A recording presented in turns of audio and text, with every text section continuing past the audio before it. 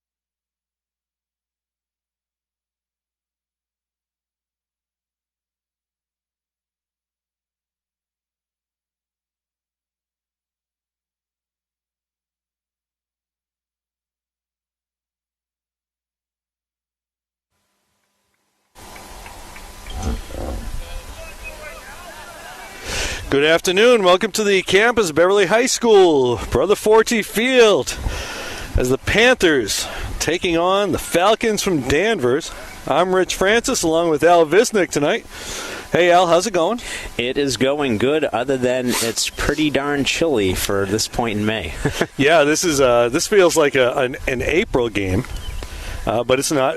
As you can tell from my introduction, Dom Lorenzano is not with us today.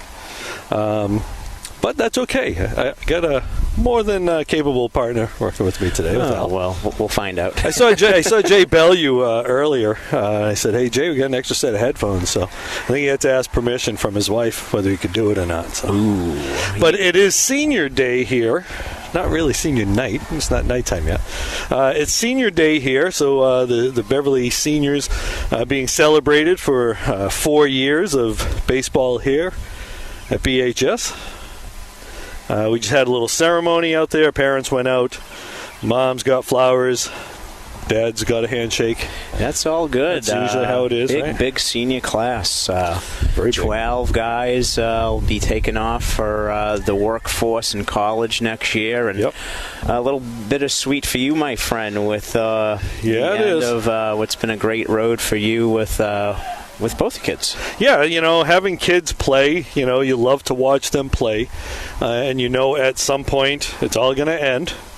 And so we're getting to that point. We only have a couple games left in the regular season. Now, since our last home game, Beverly has clinched at least a preliminary game in the state tournament. They got to 500. Now their record is... overall 13, record, overall. I think they have 12-4, maybe 12-5, 12-4, 13-4, something. I was prepared for in-conference record. I wasn't working on the overall. We'll give you a chance at some point. All right. As we start the game on the mound, we got Christian Morrissey facing off against leadoff batter Tyler O'Neill. Coming inside for a ball. Tyler O'Neill at shortstop today. Was on base several times, I believe, wasn't he, in the first game this year? So was swinging the bat pretty good. Yeah, he's one of their top hitters on this team. He's a leadoff guy, so obviously. Ground ball to Armbruster, scoops it up, makes the throw. Strong throw in the dirt. Staffier with the pick. All right, so out in the field, we got behind the plate, you got senior captain Griffin McKay. Over at third, you got Josh Demers. Sammy Armbruster over at shortstop. Logan Petrosino at second, and Noah Staffier at first. We got William Brooks getting a call-up today for Danvers. Had a chance to talk with the coach, squaring a bunt, in for a strike. In the outfield, we got Griff Francis, Austin Bernard, and Bradley McCafferty. That's been a pretty steady outfield the last few games. Yeah, Coach Cahill is definitely settling in on what things are looking at down the stretch here as conference championships are on the line and seeding and getting that strongest lineup out there for hopefully what's going to be a long tournament run. And he's going to try to bunt. That ball's going to go foul. So yeah, Al, you did mention the conference championship possibilities. Probably easier to talk about that between innings because there's all kinds of stuff going on with that. It's not as simple as it used to be. Used to be, when it was 10 teams, one conference, one division, team with the best record wins the conference. All right, guys, so we got 1 and 2. Another foul ball. No, fair ball. Staffier going to make the play. Saws him off the handle right there. 2 outs. That's a tough pitch right there from Morrissey, huh? That thing kind of rode in on the batter's hands. Yeah, so far he's been working on the inner half of the plate and getting those hands tied up. Saw that on O'Neill's ground ball to Sam. That was also an inside pitch that he couldn't extend on. So trying to pitch inside there is certainly to his benefit. So we got John Curran, foul ball, out of play. Curran's one of the better hitters in the league. He was an all-star last year. Yeah, big, strong kid, plays third base for the Falcons. Like you say, accomplished with the bat for sure. Hit a home run in the last game against Beverly. Ground ball to Armbruster. Makes the play, fields it clean, gets the throw. 1-2-3 for Beverly. Nice clean inning for Morrissey right there. Yeah, 8 pitches. That is a good clean inning. Quick inning for the Panthers. Get them up in a jiffy. All right, so for the Beverly lineup, we got Griffin Francis leading off, followed by Logan Petrosino back in the 2 spot. Sam Armbruster batting third. Casey Bellew, the DH, batting in the cleanup spot today. McCafferty, Staffier, Bernard, McKay, and Demers. So we've seen, Al, I don't think we've seen the best offense from Beverly yet. Sometimes guys at the top of the order do all the hitting. Sometimes guys at the bottom of the order have done the hitting. We haven't seen, through the lineup, put it all together just yet. That's true. Unfortunately, what we saw through all of the lineup was the little swoon that the guys went into with a stretch there of scoring 3 runs over 4 games. Hitting tends to be contagious in both directions. But to their credit, there's been a lot of good at-bats, a lot of 2-out hits, and having that ability to have production from multiple parts of the lineup is what's really produced the record that we have right now. As we were discussing on Monday over in Saugus, or Wednesday, in Saugus yesterday, the Panthers have faced pretty much the top arms right through. And hopefully that'll get them hardened and ready. And like I said, looking for that long tournament run. So there's nothing like live at-bats against good pitching. And, one of the big differences with the guys who are at the top of the statistical leaderboard in the NEC and throughout Massachusetts is their ability to throw multiple pitches for strikes. Yeah, and we're going to see one of those guys today in Joe Zamitas. Now, the last time Beverly played Danvers, they faced Zamitas. He didn't have his best stuff, and then the rain came, and it kind of got a little wild. He leads the conference in strikeouts. He's got 77 strikeouts in 41 innings. So we know he's a strikeout pitcher. He does have an array of pitches. He's got a good, solid fastball. He's got a really good curveball. coming from the left side of the plate. So you want to, you don't want to get behind on him too much. So there's Zemeda's facing Francis. Francis, again, looking to get on him quick. Swing and a miss. 0-1. Yeah, he's very effective with locating his fastball, but his breaking ball is what really sets things up for him. Yeah, coming inside on Francis, 1-1.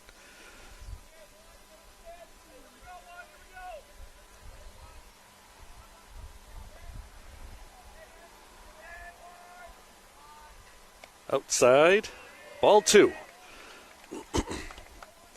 So behind the plate, we've got Josh Henry. He's a freshman, getting his first varsity start, I should say. And that's a strike. 2-2. Looked a little low, but I guess not. All right, so we got a 2-2 count, and Zemedas will throw any pitch at any time. He's not really afraid to throw that curveball in a non-curveball count. And he strikes him out with the fastball inside. Not that time with the curve. No curveball there. Yeah, having the ability to throw multiple pitches for strikes really keeps batters on their toes, If he gets guys looking for something soft, that makes that fastball all the more better. Yeah. All right, so now we got Logan Petrosino, lefty-on-lefty matchup here. Inside, swings for a miss. Took a little something off of that. Yep. I think Logan was looking fastball there, and he's good at disguising his pitches. That's why he's there's that curveball we were talking about. Such a big strikeout pitcher. Yeah, had him a little fooled on that one. That's lefty on lefty with that curveball. That's a tough pitch. Oh, hit him. That one didn't break. All right, that one did not break. Logan ducked under it, and it still hit him. All right, so we got a runner on first. Let's see if they test this freshman. They didn't get a chance to see his arm back there. So now Zemeda's being a lefty, he'll be able to hold you on. And with his fastball, he gets the ball to the plate pretty quickly. Yeah, and he has a pretty effective move to first base, too. So Panthers did steal a couple of bases off of him, but like you said, weather was a big factor in the last time they played. That's in there for a strike in the inside corner. Sammy started the season off slow, but he seems to have found his groove. He's been a hit machine. Well, I think in fairness to Sam, he was slow statistically, but he was putting good swings on and hitting the ball. And he's going. Good throw there, but nope. And he's in there safe. Yeah, you're right. I mean, Sam, he's been hitting the ball hard all season. Early part of the season, they weren't falling for him, but he's been able to get them to fall. He's got some. He's added some power to the repertoire. He hit a home run the other day against the Central Catholic. Yeah, took it well over the left center field fence at Logan's going. College. And he's in there. All right. So obviously, Beverly has seen something that they can move. They can move on this pitcher. All right, so you get a runner on third, 1 out. Infield in now for Danvers. Yep, 2 strikes anticipating a low-scoring game. Ball's inside.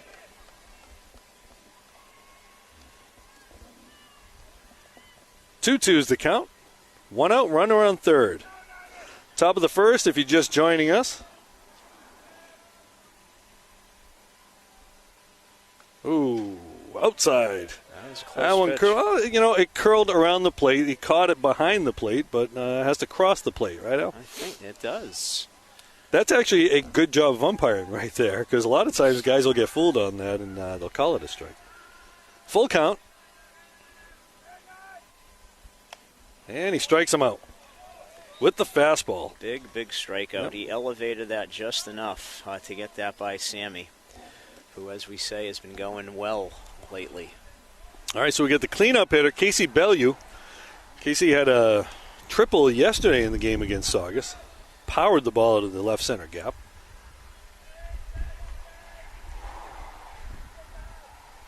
Fouls that one off.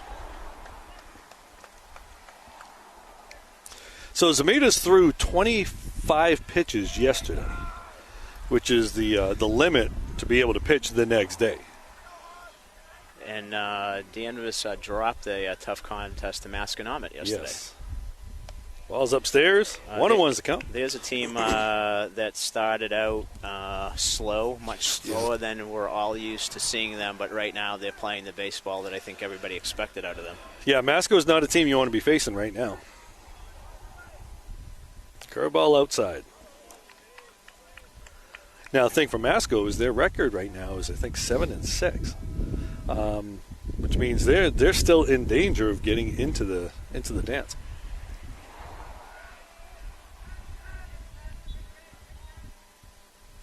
Ball's upstairs again.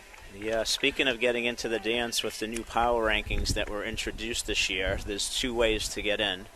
I need to be either ranked in the top 32 or have a 500 or better record. Yeah.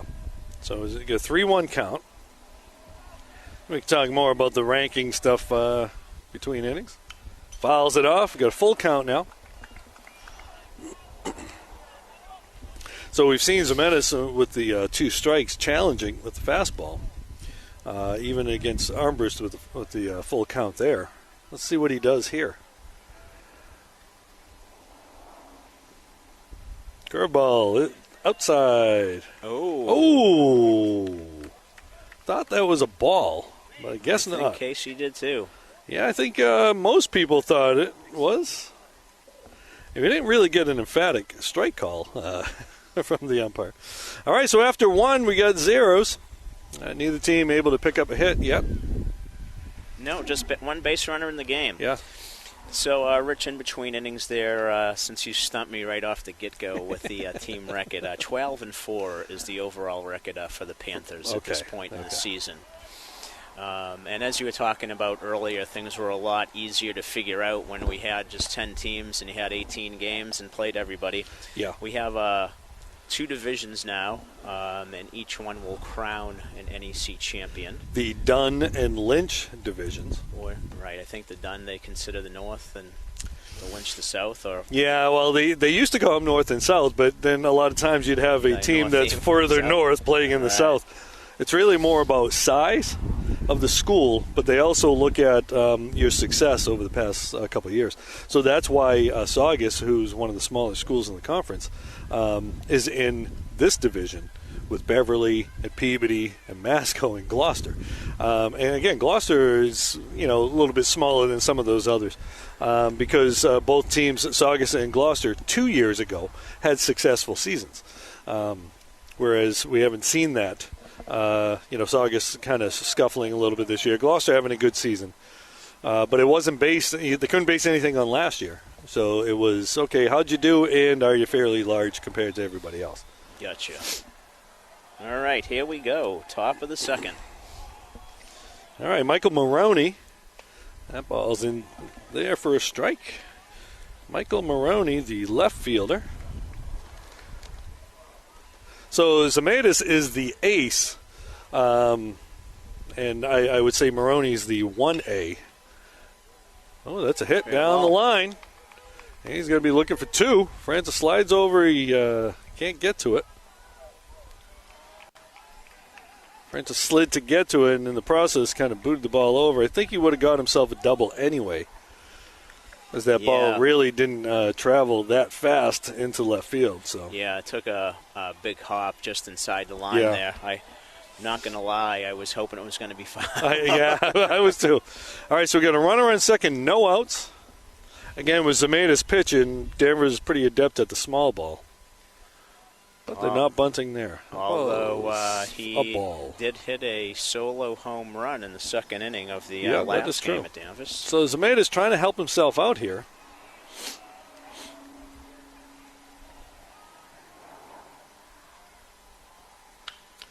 High fly ball to left field. Francis tracking it back. That ball's carrying. Ooh.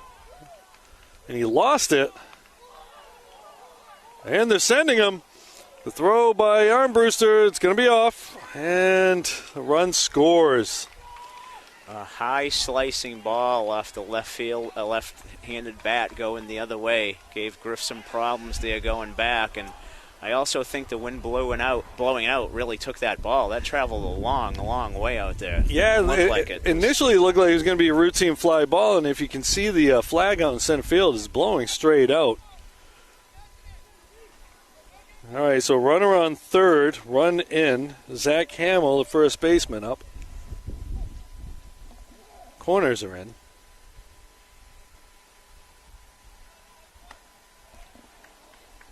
Is upstairs for a swinging strike.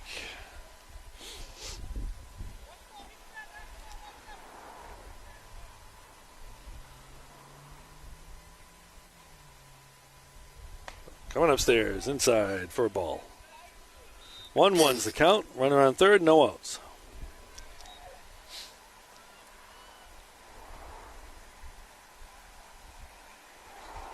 It's a little slick out there in left field as well, Al.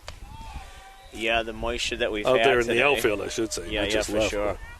Yeah, the moisture that we've had today certainly had everybody on pins and needles wondering if we're going to get today's game. I know, yeah. 2-1's the count.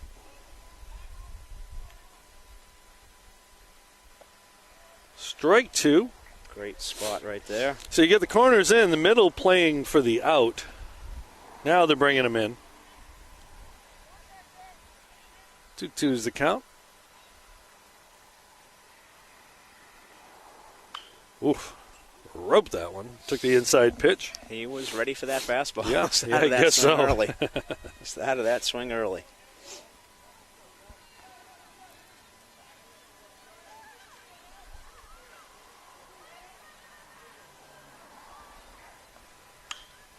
Drive to center field. Bernard going to come up, diving, can't get to it. That ball is going to get down. And for base hit and run scores. Austin Dofer just couldn't get to it. Great bid, that's for sure. Yeah, that'll make it 2-0. You got a runner on first now. No outs. Now batting Aris Zaris, the right fielder. Zaris known for his exploits on the football field. And his power on the baseball field. Strike one. He hit probably one of the longest home runs I ever witnessed in Little League, walking in over there at Tapley Field one day. This park was too small for him.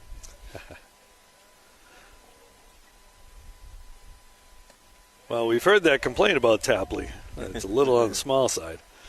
Joey Loretti hit one at the same field the year before. People say he's still traveling the orbit. 1-1's the count. Stepping off, watching the runner.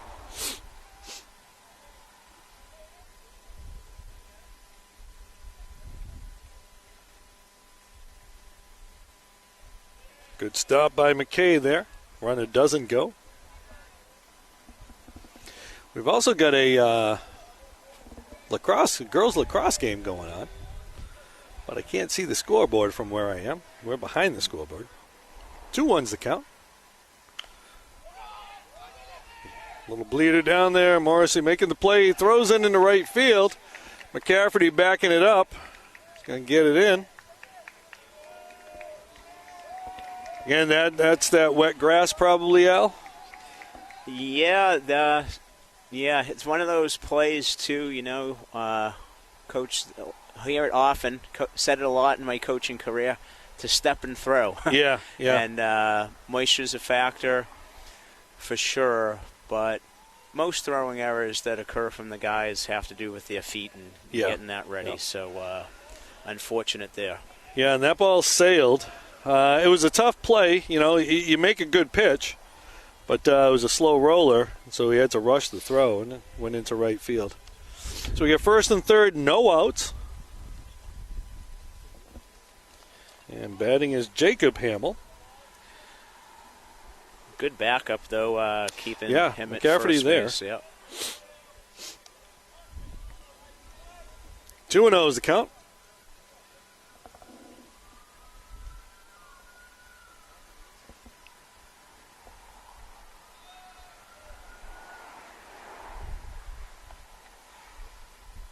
Ball's outside, 3-0.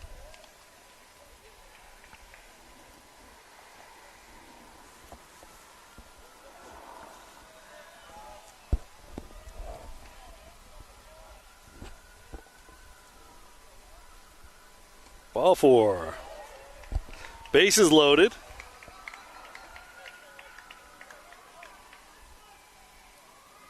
All right, is the coach going to go out and talk to him a little bit? Yeah, looking to break the rhythm after 5 consecutive batters reach base. Yep. Christian's first walk. A little bit of tough luck there on the defensive side. Coach Malay just trying to settle things down, break the rhythm, keep him focused in there. Second inning was the inning where we surrendered runs the first time through, but were able to bounce back. So looking to minimize the damage here. So it'll be interesting to see. I assume the corners are going to be up, looking to cut down the runner at the plate, and probably have the middle playing back, trying to turn 2. So we got bases loaded. Caleb White, the center fielder, up. Ball's down. Ball 1.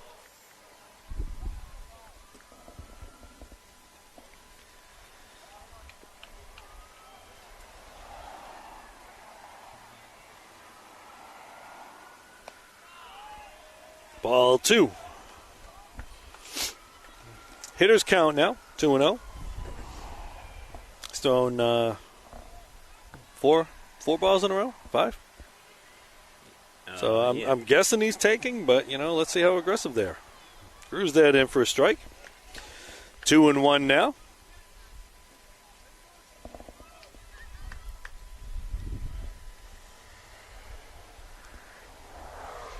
No outs still in the second. That's going to be a base hit to the gap. Bernard gets to it, cuts it off, gets the throw in. They're sending the runner. And he's going to be safe. Make it 4-0, Danvers.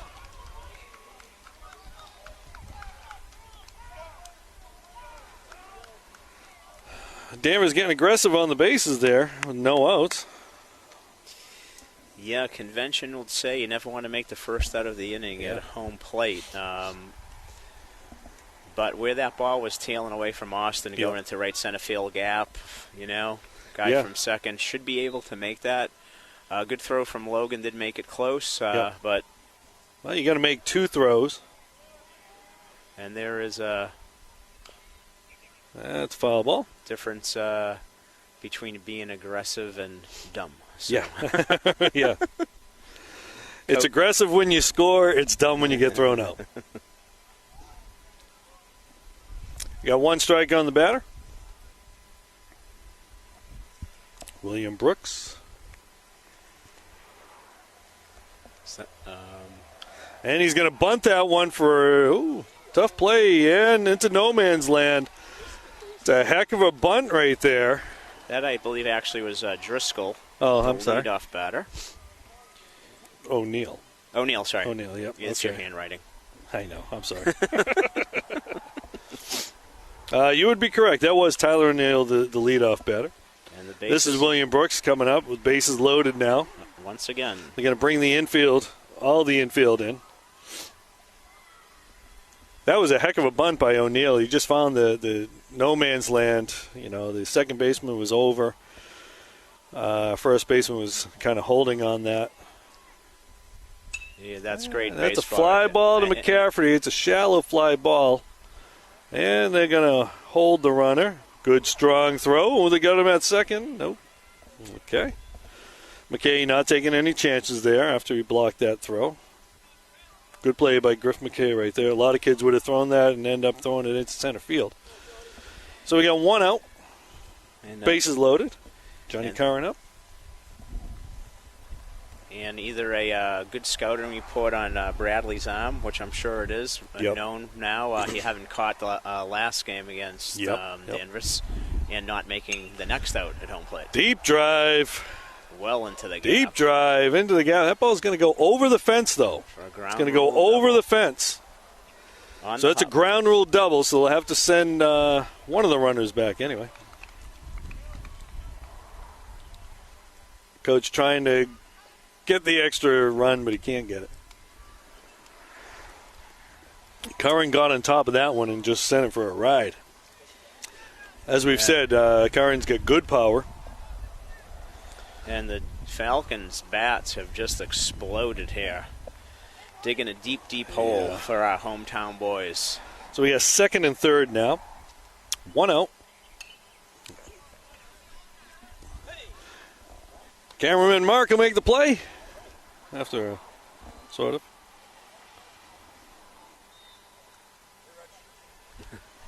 There's Brendan Frost. And that ball's going to go over to Staff here for the out. 2 outs. F3.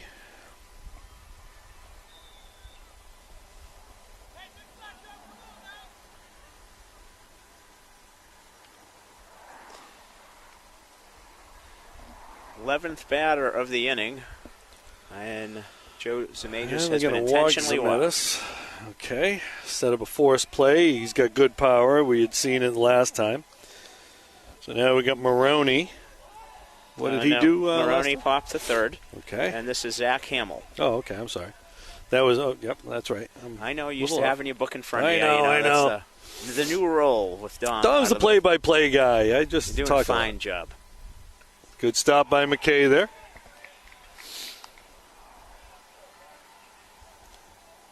All right, so this is Zach Hamill. He singled last time, which was earlier in this inning, as now we have the 11th Falcon batter of the inning. Steps to the plate. And the deep drive. No, not that deep, actually. Bernard's there, and he makes the play. All right, so after 2 innings, Danvers picking up 6. To give Zemetis a very, very good cushion here. Yeah. Quality pitcher like that. Falcons probably feeling pretty good about getting him 2 or 3 runs. But 6 would seemingly be a big mountain to climb, but these guys did climb it last time around. So, like we said, they've been facing a lot of number ones as they've gone through the year. And we saw them bounce back after that tough 13-0 loss to Gloucester to string together another winning streak here. And the boys will have to battle and dig deep and try to get a couple back here in the second if they're going to keep their winning streak alive. Yeah. So, Al, we were talking about winning the conference and all that and, kind of what it takes. We didn't actually talk about what this game means in terms of winning the conference. Funny you should bring that up. I was just thinking that Danvers is playing like a team that's down to his last chance to stay in the conference title race. So the way the thing's set up with the 2 divisions that we were speaking about a little bit earlier is there's 13 league games for each of the member schools of the conference, 2 against the members of your own side and 1 against the member of the opposite division. So going into this game, Danvers has played 11 of their 13 conference games and sit in second place with a 7-4 record. Beverly has played 1 less, just 10, and they're at 8-2. So a win today for the Panthers would clinch the Dunn Division outright. Danvers needs to win to stay alive, and the Panthers, if they're unable to be successful today, would at least need a win of one of their last 2 games to get a share of the crown. Okay, McCafferty now batting, the freshman. So if they win today, they clinch it. If they don't win today, to win it outright, they need to win 2 out of their. They need to win the next 2 games, right? And then, or at least one of those. And we are making assumption that Danvers would be successful in their last conference game of the season, but all games need to be played. Can't write anything off. But Danvers will face Salem in that game, and Beverly has 2 more league games after today, Saturday against Marblehead and Monday against Swampscott. And those are not pushover games, as those are the top 2 teams, and that's a strikeout right there. Looking. Marblehead, Swampscott and Marblehead are the 2 top teams in the other division. With Swampscott with a relatively comfortable lead. And Marblehead started the season off kind of slow, but they're playing pretty good ball right now. Yeah, 2 quality programs, and a lot of good players. And strike. You know, each has very capable pitchers, and so you have to see the matchups. Today is the third game of the week for the Panthers, and Saturday will be the fourth. So all of those things kind of come into play when the matchups are being discussed by the coaching staff, who they're going to throw and what game against who and whatnot. And swing and a miss. And, you know, as we've said, we've seen a lot of aces, and we're probably going to be seeing at least an ace out of the next two games. We'll probably see Friedman and Swampscott. That's going to be a high foul ball behind the plate, and he can't make the grab. Well, too close to the fence there, it looked like. That is the freshman catcher, is that not, Rich? That is correct. Line that up good, but like you said, when he's right up against the fence there, tough play for him. And again, we still have that wind playing a factor as well. Outside.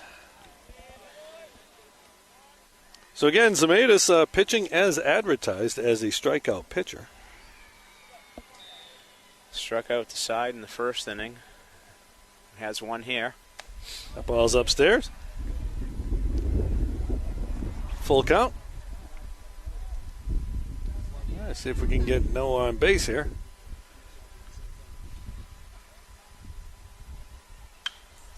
Drives that to right field, and Zaris is there to make the play. Hard hit ball by Noah. Noah's been hitting the ball pretty good. Yeah, really good swing. Noah has certainly been one of the more consistent guys the last half dozen games. Puts a lot of good swings on the ball. Yeah. And has been a big contributor. And Coach Cahill finding a way to keep his bat in the lineup. Yeah. Now we got Austin Bernard, captain center fielder. He's going to try to bunt on there. Fouls that off. Trying to give Mark his second play of the year. You know, Al, we weren't sure if Noah was going to be playing today. Yeah, a little unfortunate incident on a headfirst slide into second base yesterday. Yeah, busted his nose. It's pretty impressive to see that he's out there today, you know. Yeah, I had a chance to talk to him between innings yesterday, and he wasn't too happy that he was taken out of the game. 1-1's the count. That's a strike on the outside corner. 1-2's the count. Zemaitis doesn't waste a lot of pitches either. Works quick, and he's around the plate. No question about it. Curveball in there for a strike. Oof. Nasty curveball there.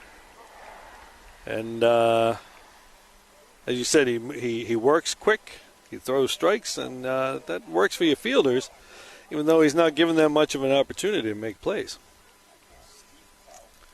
Ooh. All right, so our cameraman, Mark, thinks Zemaitis reminds him of Steve Carlton, lefty who pitched much of his career with the Phillies.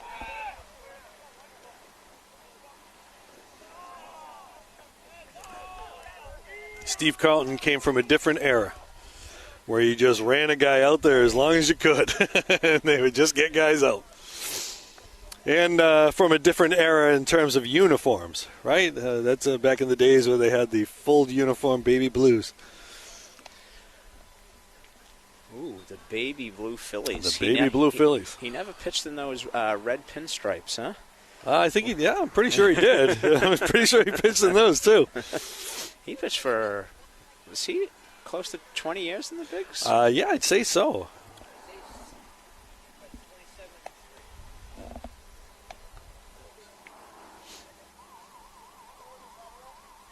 All right, so we're going to get a batter up here in a second.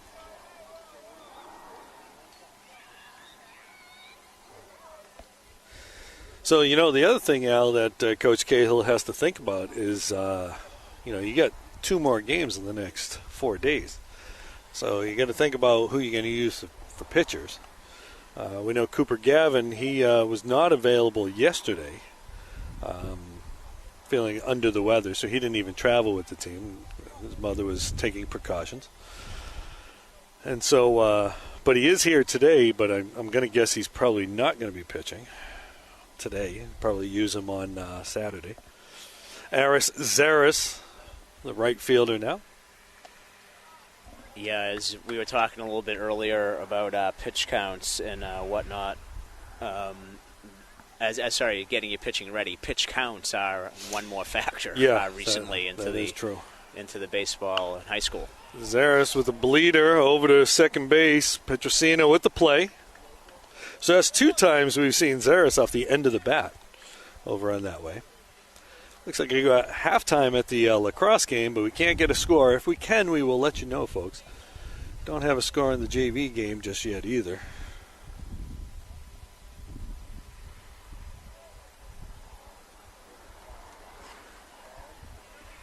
So I think one of the things we missed on the Steve Carlton reference, Rich, is he actually started his career with the St. Louis Cardinals. That's right. Jacob Hamill batting now. And was a 20-game winner in 1971 with them. Okay. Yeah, and he played into the 80s. So I think he started in the 60s, right? The early 60s? Yeah, his first year at age 20 was in 1965. Fly ball. Stafford trying to get there, and he got it. Nice catch by Noah. Went a long way for that. Yeah. Into foul territory. That could have been a spectacular play for all we know, but really couldn't tell. Just had to watch and see what the umpire did. Although I think he did make it relatively easily because the crowd was a bit sedate on that. If it was a spectacular play, we would have seen more enthusiasm from the crowd. I did see Rich Bernard clapping for him, so that's how I knew the catch was made. All right, so you got Caleb White. All right, Caleb White now batting, the center fielder. Got 2 outs here and top of the 3rd. Downstairs with that one.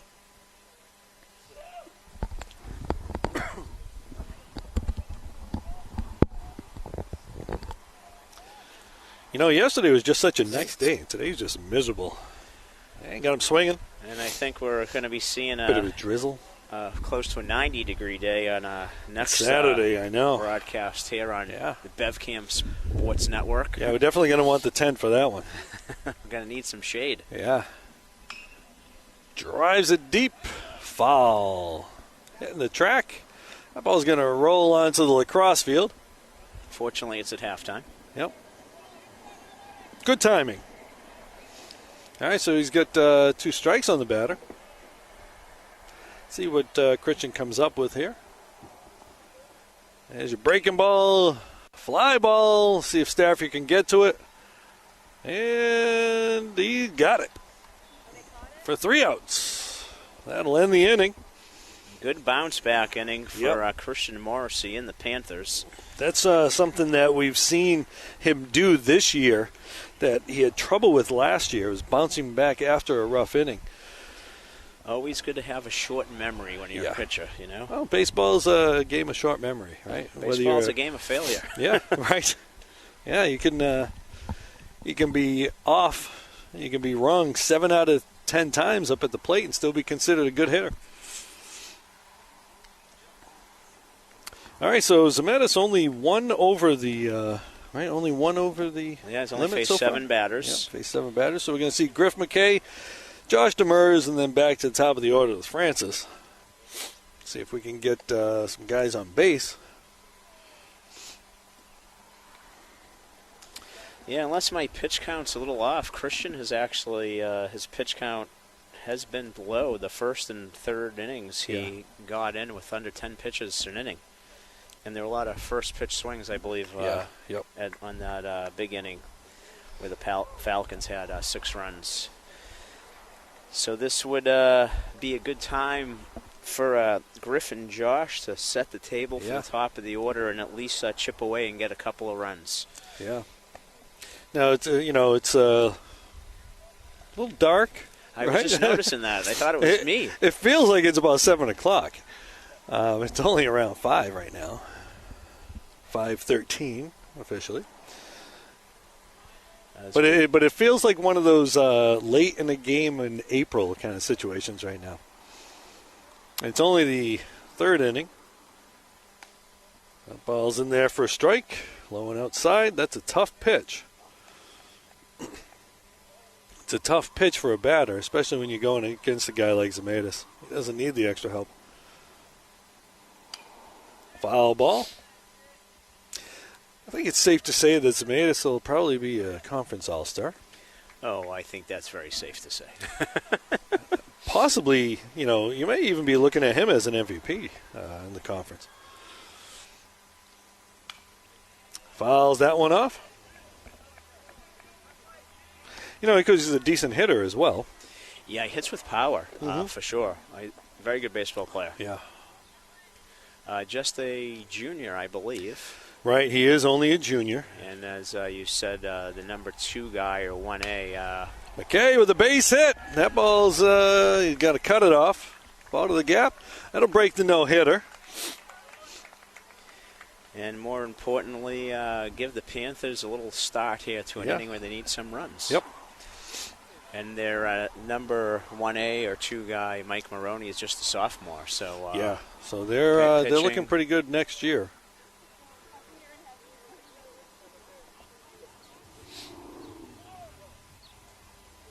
All right, so they're going to run for McKay. It's a courtesy runner. And that's Ian Visnick over there, taking the jacket off, switching the helmet. Ian's versatile like that. You just, come off first base, take the jacket off, and get out there and run. If it was you or I, a pulled muscle would be coming. So. Oh, I would have pulled a muscle taking the jacket off. That's in there for a strike. So, we're talking about Zemaitis. He's a junior, but he's got a chance at the school strikeout record, according to their coach. He had 84 last year in a shortened season. Oh, they got him running. And he's in there. Nope, they called him out. All right, thought he might have got under the high throw, but none doing there.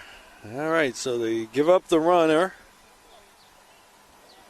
Nice little move there by Zemaitis. Yeah, I thought he was going to stop on his way there, but he carried it through. There, swinging strike. I don't know how many strikeouts Zemaitis had his freshman year, but he had 84 last year. He had coming into the game, he's got 77, and he's picked up a few here today. Coming in, fastball low. Crank that one up a little bit. He's got a good fastball, but it's not, overpowering. But I think it's that curveball that really kind of helps him out right there. Foul ball. That curveball really has a big bend on it. Yeah, and it breaks late too, Rich. A lot of the big rolling curveballs are easy to pick up. Yeah. His definitely breaks later and makes it more effective.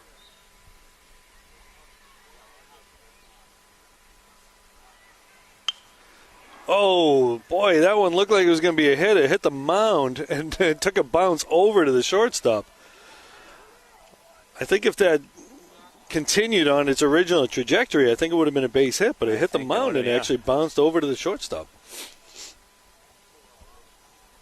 That ball was actually looking like it was going to be on the other side of second base, but then it bounced to the shortstop.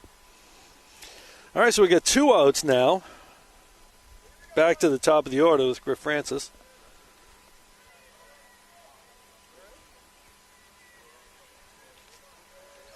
Griffin struck out his first at-bat to lead off the game.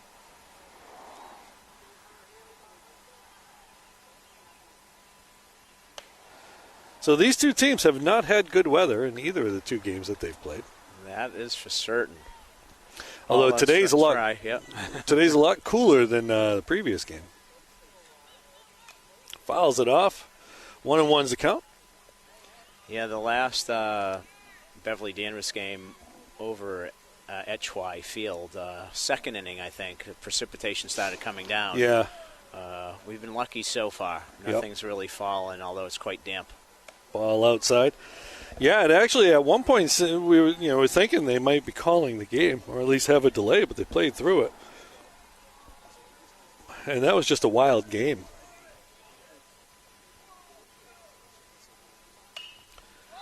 A high fly ball. Could be trouble. Nope, he got it. That's going to end the inning. All right, so after 3 innings, still got 6-0. The later you get, the harder it is with a kid like Zemaitis. Yeah, you just hope that you can work the pitch count a little, tire him out some. Yeah, inning started out with a little promise there with the leadoff hit, but the caught stealing and the rubber giving a little help to Josh's ground ball. I know. And all of a sudden we're back to saying that he's just faced one over the limit, 10 batters in the first 3 innings. Yeah. I have him somewhere around 42 pitches, give or take. So he's not in any trouble anytime soon. Now, he did pitch 25 yesterday, but that's kind of like a bullpen session, essentially. Yeah. And with the pitch count, had he gone 1 pitch over, unlike with the smart pitch or whatever it is that the Little League uses, they don't revert back. It's a cold stop, hard stop right at a particular number. He was able to get the batter out on his 25th pitch, but if he wasn't, he actually would have had to come out of the game. Yeah, I think you're only allowed to finish that. Well, that would be the coach's choice, but if you're reaching your pitch count, you're allowed to finish the batter to go over it. No, not here. Not in this. I was talking with the coach about that. It's a hard stop right at that particular number. Now, he was able to get the kid out on his 25th pitch, but which seems a little weird. So you kind of have to decide, am I going to pitch to this kid or or bring him out? Top of the order. Yep, so we got Tyler O'Neill back up again, his 3rd at-bat. Fly ball to McCafferty. Got to make the play. 1 pitch, 1 out.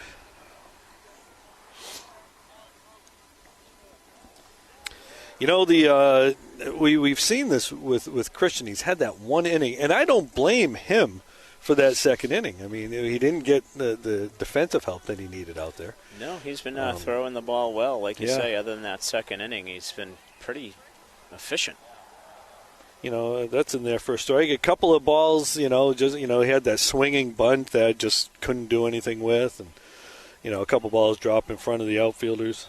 Zemaitis did lead the inning off with a hard hit ball, but he's been pitching fairly well. Yeah, and the bigger issue right now, frankly, for the Panthers is getting hits. Yeah. I need to get on base to score runs, and, obviously you're not going to win any baseball game that you don't push one across the plate. Yeah, exactly, especially when you're facing a guy like that. In there for curveball. That's a ball, though. William Brooks up.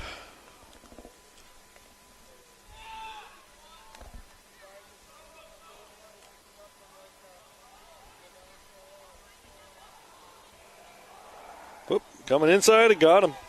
Hit the batter. Brooks, the second baseman, going to get on first now. Let's see if Danvers tries to get a little aggressive on the bases, try to push something else across. So we got 1 out, top of the 4th. Runner on first base. Danvers up 6-0. Joe Zemaitis just cruising along. Right, that ball looked like it hit the runner on the pickoff attempt.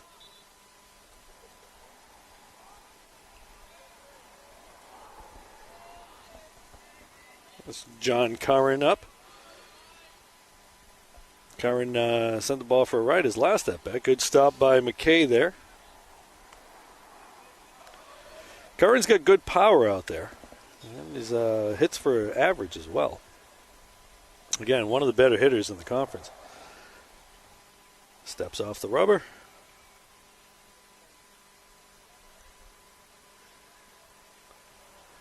All right, Coach having to give him the sign. I highly doubt Curran's going to be bunting the ball, Al. That might have been for the runner.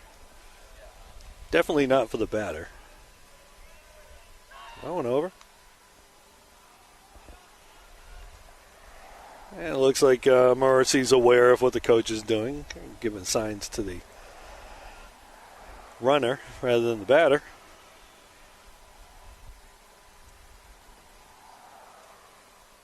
Upstairs for a ball. Got to take that inside pitch once in a while, reclaim the inside part of the plate. Yeah, Christian started out the early part of the game, really had established the inside part of the plate in that first inning with the 3 ground balls that he induced. Upstairs again.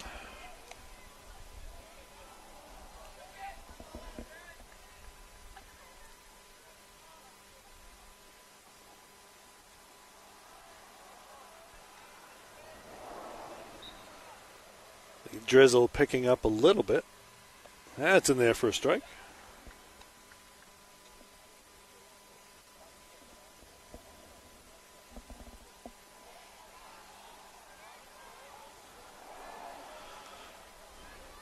And the runner goes.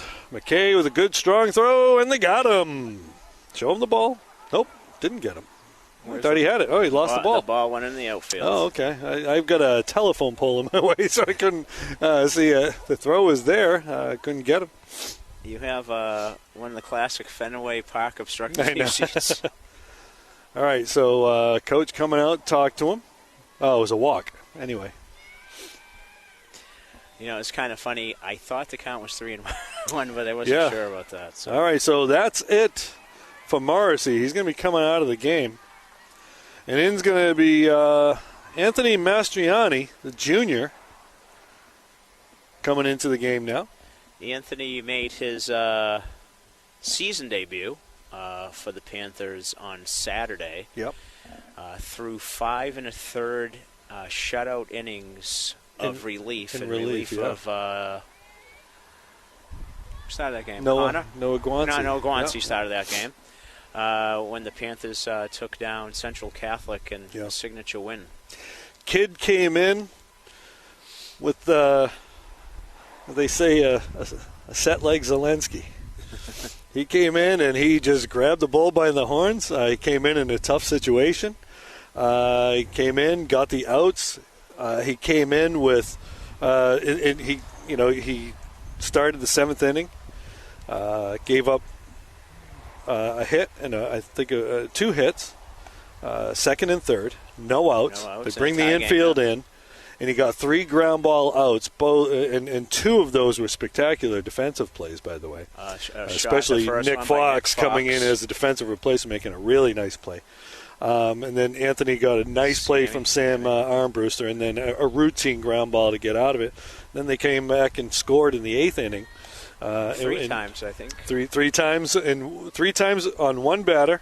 We had 2 pass balls with the no hit. Right? Two wild pitches, and a dropped third strike, where the runner went to first, and the guy on third took off and scored. So kind of a weird, wild kind of game. And then he got a 1-2-3 inning. Yeah, 1-2-3 in the 8th.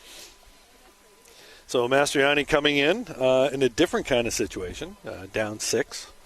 Al, any idea how many pitches Christian had? I'm going to get my abacus out, Rich. Okay, good. With you. So they might have taken Christian out thinking about Monday, if his pitch count did not get that high.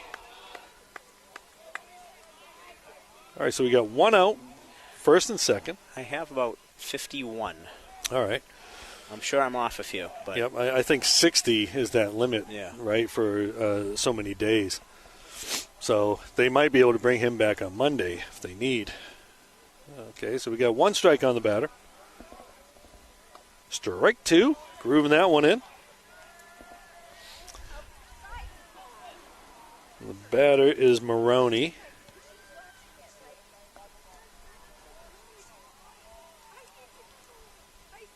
Got him swinging. The runners are going.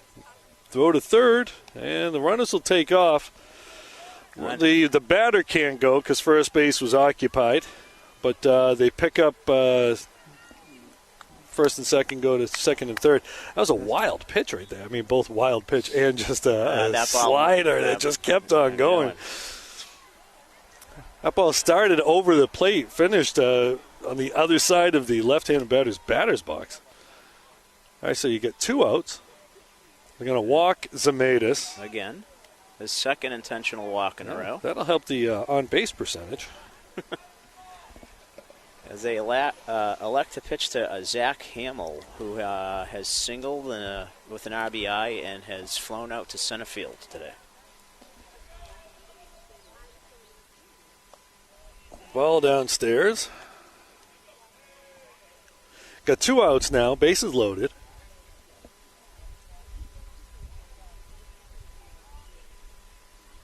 That's in there for a strike. Anthony works quick. Now you notice he's way over on the rubber on that. Which leads you to believe he's going to be pitching outside. No, came inside with that. Catcher was set up outside. The ball went inside for a swing and a miss. Got 2 strikes on the batter now. That'll ease up the infield a bit.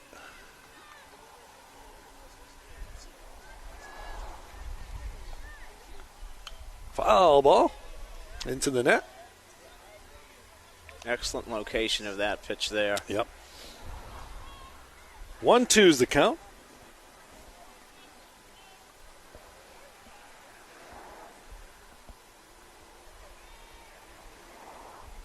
Got him with the strikeout and the inning. Nice pitching by Anthony Mastriani.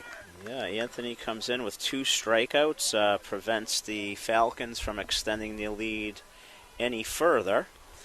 And after 3.5, we have the Danvers Falcons 6 and the Beverly Panthers 0. Leading off on the 4th inning for Beverly will be Logan Petrosino, followed by Sammy Armbruster and Casey Bellew. Now, we just got an update on the girls lacrosse game that's going on over on the lacrosse field. You can't really call it a football field. They have a field goal post there, but they don't really use it much for football. Don't know. I think they're playing Salem based on the color scheme of their opponents. Could be Marblehead. But I'm not too sure. I don't think it's Marblehead because Beverly's up 16-0 right now. Okay. That would be an indication it's not Marblehead. Marblehead's a pretty good squad, so I'm trying to get my update from my volleyball announcing partner, Charlie Kirsten, who his daughter Nora is playing over there. Now, Nora is normally a defensive player, but Charlie tells me via text that she's now on offense with a big lead. Nora was, I believe, an all-conference defender last year.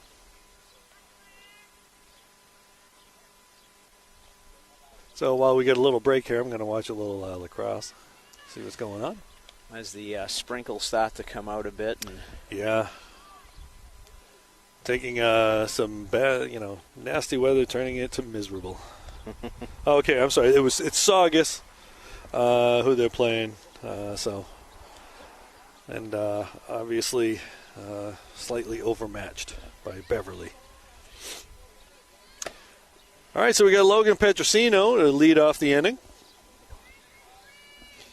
here in the bottom of the 4th with Beverly down 6-0. If you're just joining us, we got Beverly versus Danvers in a Northeastern Conference tilt. That's going to be outside. All one-sided so far. Yep. Danvers had one big inning in the second. Other than that, it's been pretty much a pitcher's duel. Beverly limited to just 1 hit so far today.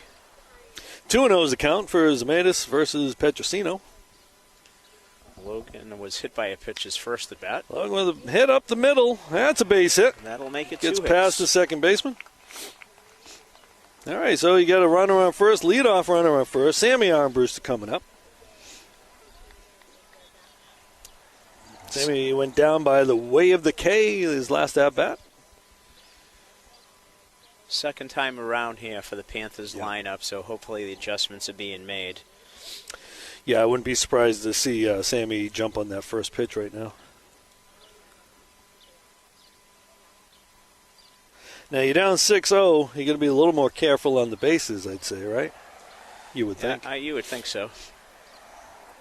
But Beverly's an aggressive club, so... Yeah. But Zemedis has a move. He's coming over. Kind of tips it a little bit. As he showed already once today. Yeah. Well, if you can mix it up there, coming over. If you can change your cadence on the mound and anything to delay. Give different look on the pickoff move. We saw a righty from Saugus with a very good slide step, high fly ball to right field. Zaris over there, and he makes the catch. And Petrosino back to first. I would often tell, especially with my left-handed pitchers, throw over but don't give your best move. Right? So make it look like a move. Lure him in. Lure him in. Let him think you don't have much of a move, and then you really fool him. Okay, so we got one out. Casey Bellew up at bat. Coming over. Casey went down looking on a tough pitch. Questionable. Yeah, there was only one guy in the house that thought it was a strike. And unfortunately, that's the only guy that matters. The guy in blue. Coming with the slide step upstairs. He's got a quick slide step too, so it doesn't really give you a chance to get much of a jump when he doesn't throw over.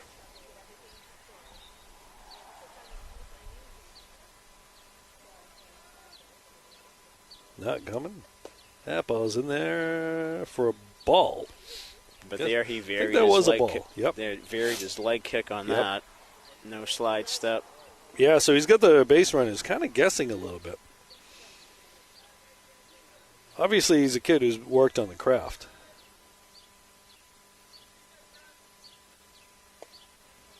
And there for a strike. 2-1's the count. Bellew looking to drive the ball. Make some action happen. Regular DH Ryan Rushton probably getting the day off because they're facing a lefty. Runner's going, and the throw, and Logan will be in there safe. Logan got himself a nice jump on that. That's his second stolen base of the day. Logan's up there for the team in stolen bases. They got a lot of guys with 6, 7, 8 stolen bases. I think Logan may have just taken the team lead right there with that. He also leads the team in runs batted in. That's in there for a strike. Casey didn't agree with that one either. That's a tough pitch. That ball started way outside and just curved in for a strike. Yeah, that one I think I wouldn't argue with. It broke a ton, but it looked like it was a much closer pitch, a much better pitch than the first time, that's for sure. All right, so now it's starting to rain a little bit more. McCafferty fouls that one off. And that ball's going to stay inside, not going to go into the street. As I look over, I see Matt Williams from the Salem News here for the game, as expected. Always providing great sports coverage on the North Shore. That ball's upstairs as it rains a little bit more. Yeah, if you're not at the game, you can always follow Matt. He usually gives some updates for you. On his Twitter account. Twitter's not just for political drivel. That ball's upstairs for a ball. I hope you 2-1. Provided me with a pen with ink that doesn't run in the water. Sorry, I don't have the space pen for you. That ball's upstairs. As the rain comes, it looks like he might be starting to lose his grip a little bit. That's certainly the scenario in a first game. Yeah. Yep. Once that ball got wet, pitches were all over the place for both guys. Yeah, this is where that tent would have come in handy, but fouls that one off. Full count. You got 2 outs. Runner on second. Let's see if Petrosino goes. I'm going to guess if he doesn't give him a look, he's going to go.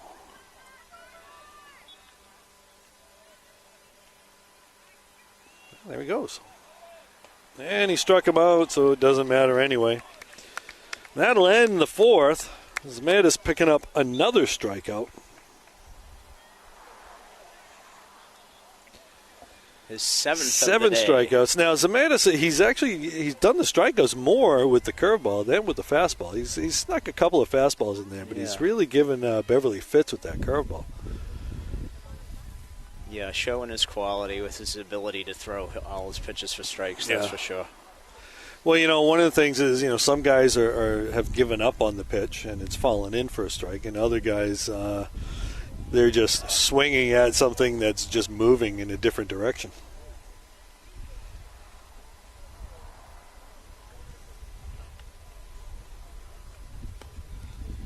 All right, so we got the top of the fifth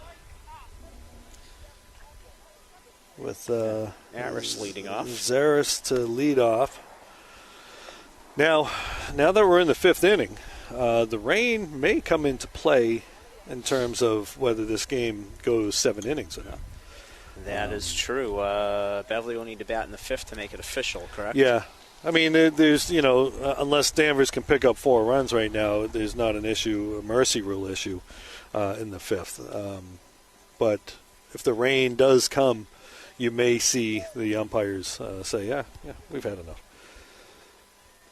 But I don't. The way it just feels enough to be an annoyance to the fans.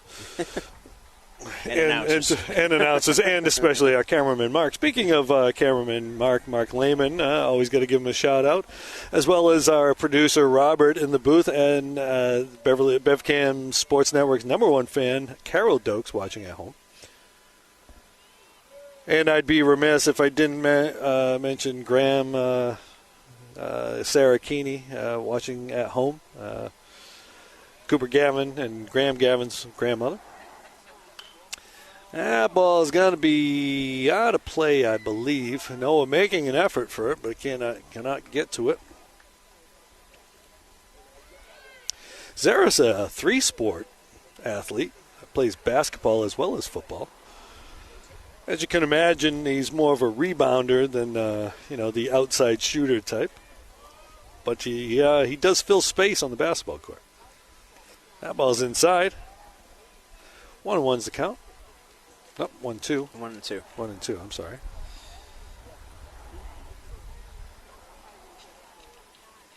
Mastriani gets him. Oh, okay. It was 2-1 was the count. I'm sorry. I looked at the umpire's hands wrong. 2-2. JVs are up 8-3 right now. And there's the strikeout. And there's your strikeout right there. We were just off a pitch. Yep. We were clairvoyant. So that's 3 strikeouts in a row for Anthony since he's come on in relief. Anthony, as we said, he made his debut on the varsity on Saturday, but I think he may have earned himself a spot with the big club. I would think the rest of the way, or at least as a pitcher. Right. I don't think you're probably going to see him pitch many JV games after this. They might send him down to get some fielding and some batting in, but he's earned his spot on the varsity now. Yeah, 100%. He is has 4 pitches. He can really mix them well, and he's showing that he has ready for prime time stuff right now. Inside. Saturday's performance was tremendous against one of the top-ranked clubs in Division I. Yep. And I was going to say that I believe last year he did get an inning in a brief appearance towards the end of the year. Did he? I don't remember. And the only reason I remember that is I wasn't sure that his dad was here, so I took a picture on the mound and texted it to him. Okay. 2-2's the count. Got the breaking ball. Doesn't get him to swing at it, though. Good stop there by Griff McKay. And we got Jacob Hamill here with the full count. See what Anthony comes up with. Okay, so the lacrosse game's over. Saugus was able to get on the board late in the game to finish at 17 to Beverly winning the game 17-1. This is a great little complex. Got a lot of stuff going on, a lot of practices at the same time as games. Full count here. Oh.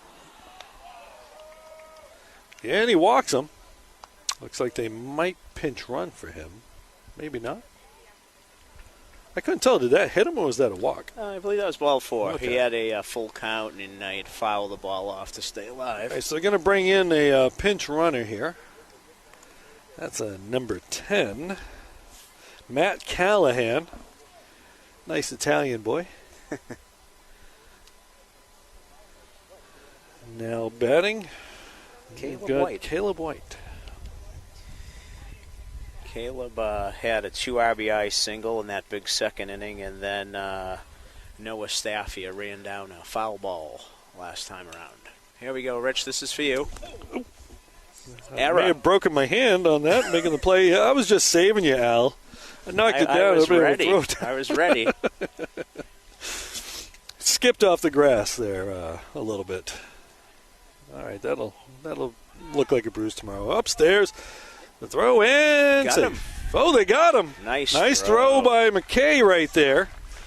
So that ball's upstairs, almost like a pitch out, really, when you think about the location of that pitch. Nice throw by Griff McKay to knock down that runner. As Danvers trying to, put a little more pressure on there. Now you got 2 outs here. Foul ball.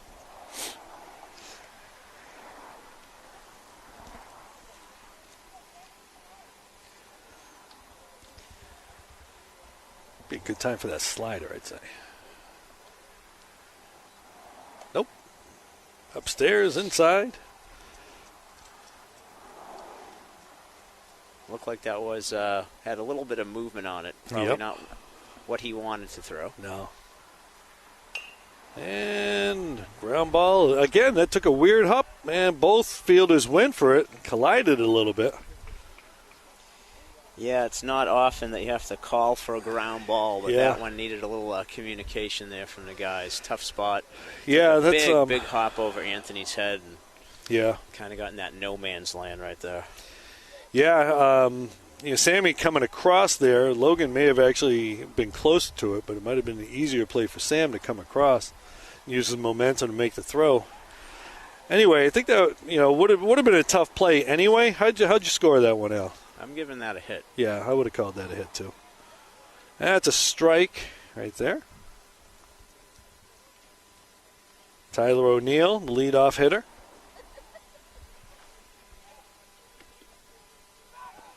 Going over, and they're not going to get him. Okay, well, that's what happens when you get field near a hospital. You do get your sirens on occasion. Well, you did say there was a lot going on here at the complex. There's always a lot. And throw the hospital in. And we got a bunch of geese out there in left field right now. The Canada geese, they're like an invasive species. They just are everywhere now. They are. And they leave their mess behind, which is not nice. And unsanitary. Unsanitary, absolutely. All right, so you got 2 strikes on the batter here now. See if they send the runners. And he's going. And not going to get him. Ball in the dirt. Good stop by McKay there. Okay. 1-2. I believe so. Deep drive. McCafferty going back, and he makes the catch for the 3rd out. O'Neill sent there for a ride on that breaking ball there. Yeah, Bradley looked like he had a great jump, though, and caught that easily. Yeah, he did. He read that off the bat really well and got to it. Getting a little more comfortable out there in the outfield.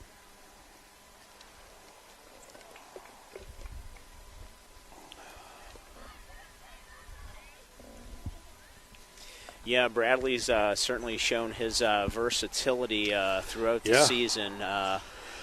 He's played. Swings great bat, and coach has put him right field. Right field. First base. He's played center. Third base. Right. Yeah, and caught, catcher. and he's caught. So, He's a regular Mike Squires out there. Yeah, it's always, like we say, you can't win unless you score runs. So got to keep the bats that are producing in the lineup, and he's been very consistent all year. Not a lot of freshmen hit at that level, but he's been certainly one of the more consistent producers in the Beverly lineup. And he, according to some of these scouting services, he's one of the top freshmen in the state. Yeah, it does not surprise me at all. Which you hate to see those scouting reports like that, because then the poaching begins. Yes, exactly.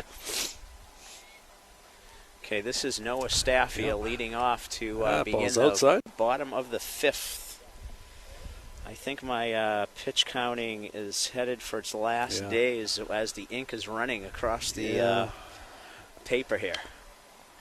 And line drive, he makes the play, he's out. All right, so an umbrella would have helped, I guess. I could run to the car and get an umbrella. I have my umbrella. Well, let's see whose car is closer. I think yours might be a little easier trip over there. You're on your own. Yeah.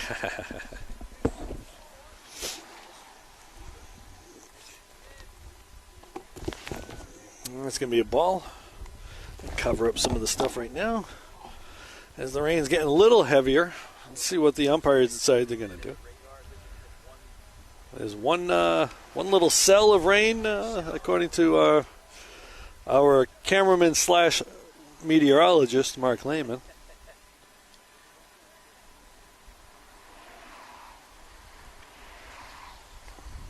And that ball's in there for a ball, I should say. Al going to get the umbrella, try to keep us dry, Austin Bernard batting. Oof. Breaking. And there's that late break that Al was talking about. That breaking ball really has that late break, and it's got a big break as well. Outside.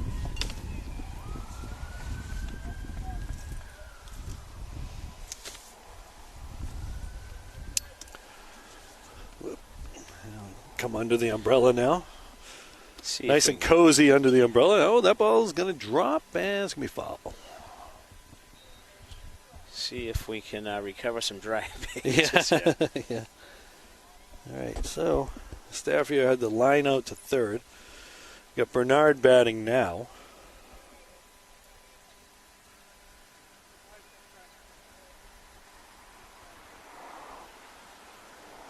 That ball's inside for a walk. I was just about to say Zemaitis cruising along, but Austin draws the walk. Griffin McKay now batting. You got one out, runner on first. Zemaitis has a good move over there. And you're down 6, so, unless he gives up a jump, they're probably not going to be stealing. Griff single last time. Yep, broke the no-hitter, if you will. It was only the second inning, or third inning, I should say. That's a foul ball. That's going to be out of play. Oh.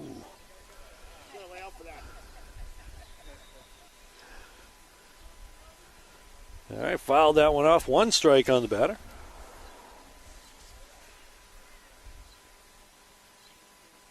Curveball in there for a strike. Big sweeping That's a curl. Big curve, huh? Yeah, the adjustment you need to make on that. Just getting so slow. Yeah. Which he hasn't thrown a Coming lot over at that speed, Yeah, right. You just got to keep your hands back and wait. Yeah, again, though, it's having tough to do. Speeds of curveballs. Yeah. Well, that's the thing. He's got a couple of pitches that he can throw at different speeds. There's that curveball. Again, that curveball came in a little faster.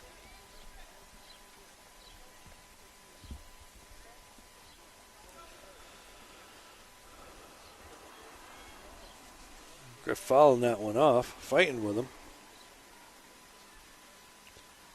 Looks to run it back, foul ball into the backstop.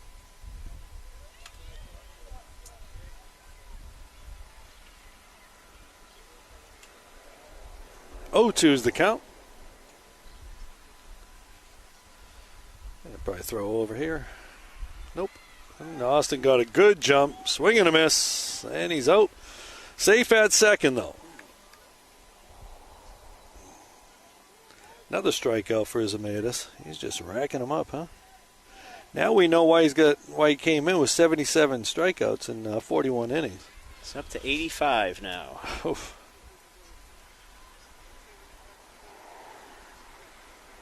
That's outside.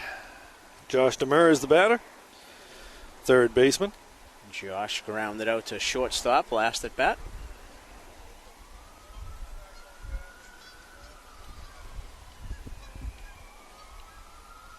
Coming inside for a ball.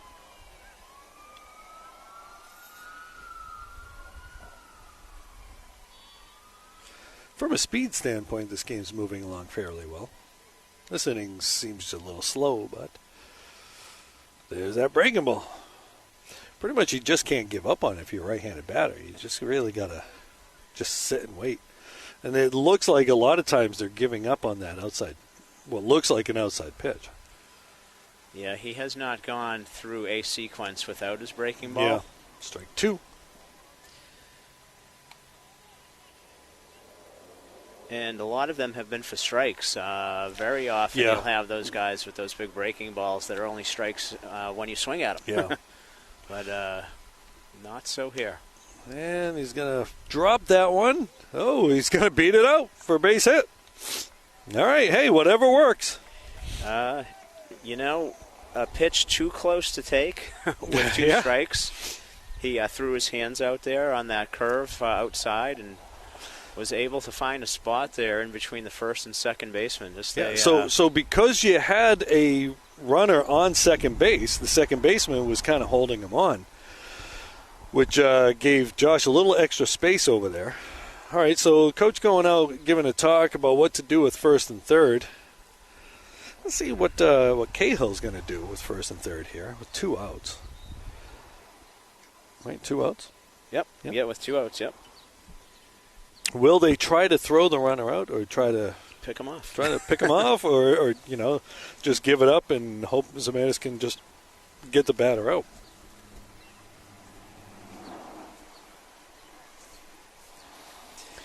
Griffin Francis, the batter here. Yeah, Josh is, as we've talked many times, is a smart baseball guy, big IQ.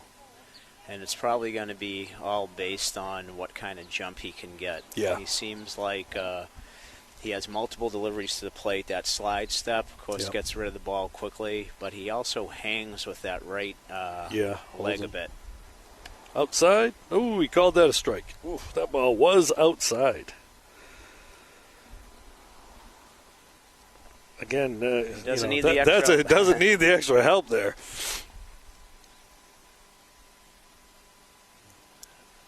Thrown over.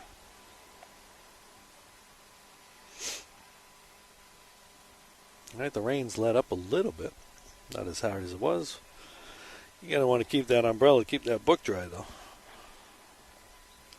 I'd like to see some ink on the Beverly side. Yeah. Upstairs for a ball. The slide step.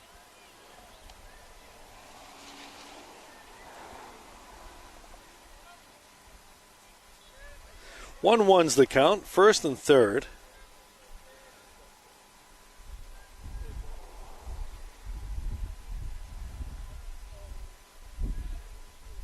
Slide step upstairs.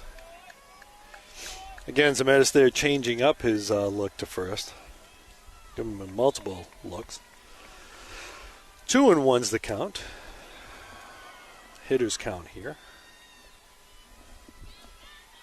There's that breaking ball upstairs.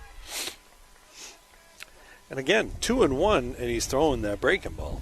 So he's not afraid to throw any pitch. 3-1's the count.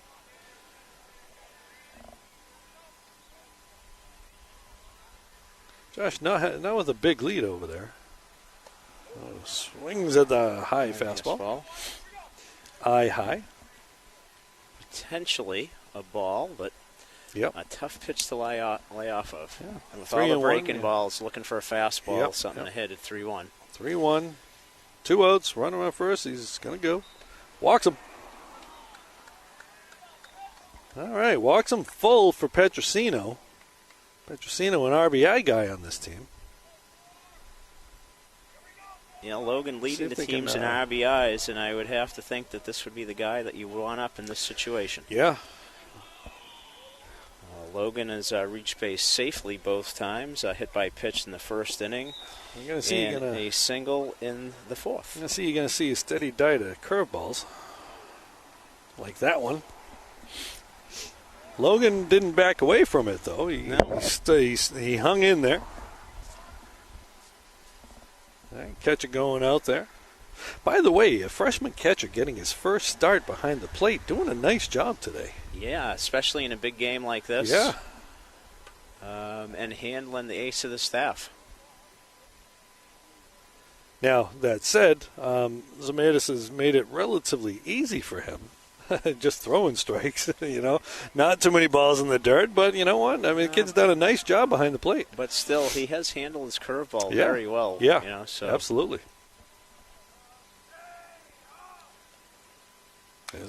Drives that to center field, and he's going to make the catch for an out. All right, so that's going to end the threat in the fifth. As we go to the sixth inning. Good contact by Logan on that, and that ball hung up a little bit longer than anybody on the orange side would have liked. Yeah, yep. So 5 innings are in the books. We have an official game, although I don't think that the rain's going to I don't think the rain's too much heavier. No, I don't think the rain will be much of an issue now. As our amateur meteorologist Mark was saying, we might see one more little cell of one little more green spot on the radar come through, but I don't think we're going to worry about it too much. Heading for the 6th inning. 6-0. Sixes are up. All right, so Anthony Mastriani back to the mound. Same old defense that we saw out there. Beverly with their biggest threat right there, loading the bases, not able to do anything with it, though. They loaded the bases with 2 outs, correct? With 2 outs, right. Yeah, yep. Yeah.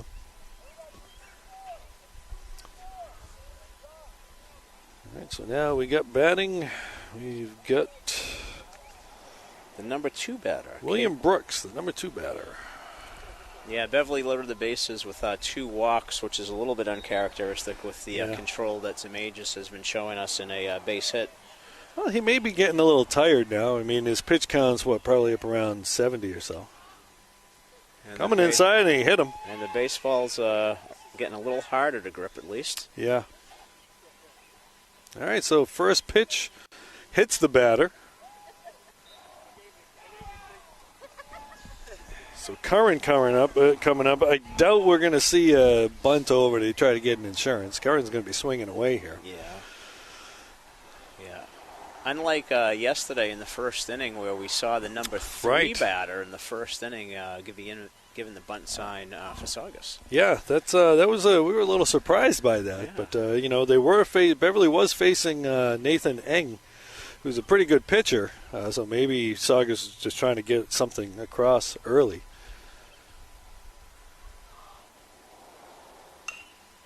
That ball's going to be down the line, foul though.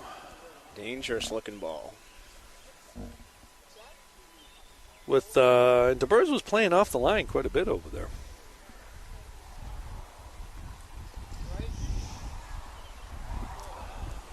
Josh playing on the edge of the grass here.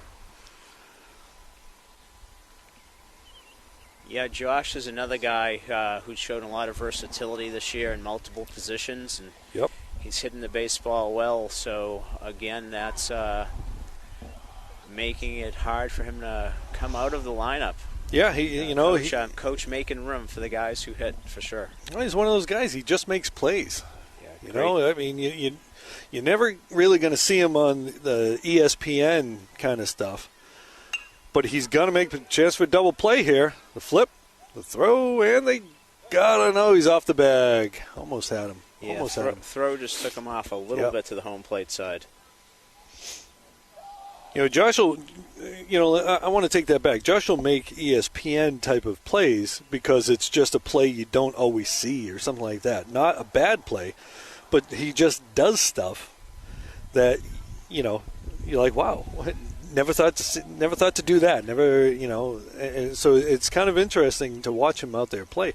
And he's a kid who his entire career has been kind of underestimated because he's never been the biggest kid out there, and he surprises you.